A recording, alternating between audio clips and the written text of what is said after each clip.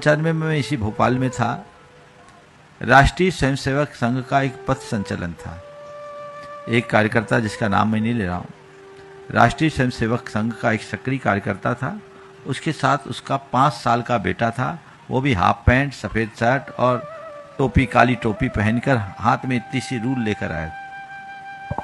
मैंने जब उसके पिता से पूछा तो बोला, महाराज जी मैं इसे राष्ट्र के लिए पाल रहा हूं, मेरी इच्छा है कि मैं इसे राष्ट्र को समर्पित कर दूं। मैं तो गृहस्थी में फंस गया, मैं चाहता हूं मेरा बेटा राष्ट्रीय स्वयंसेवक संघ का प्रचारक बने, राष्ट्र के लिए काम करे। मैंने उस बेटे से कहा, क्यों तुम्हारे पिता पापा कह रहे हैं वो सही है?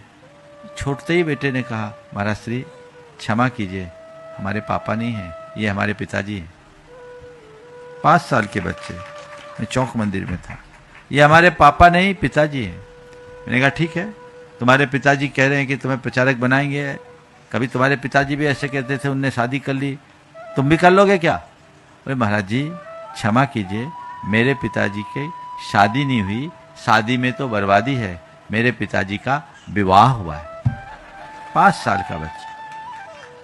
फिर बातचीत आगे बढ़ी। मैंने उस बच्चे से कहा, जाओ आप खाना खा लो। आपने खाना खा लिया? मैंने पूछा, खाना खा लिया? बोला, महाराज हम खाना नहीं खाते, खाना तो मियाँ खाते हैं, हम भोजन करते हैं।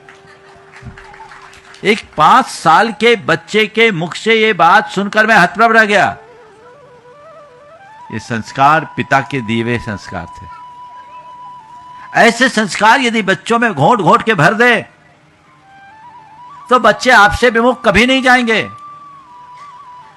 इसलिए मैं पुनः दोहराता हूं, बच्चों को धर्म सिखाने की जगह बच्चों में धर्म जगाने का उपक्रम कीजिए।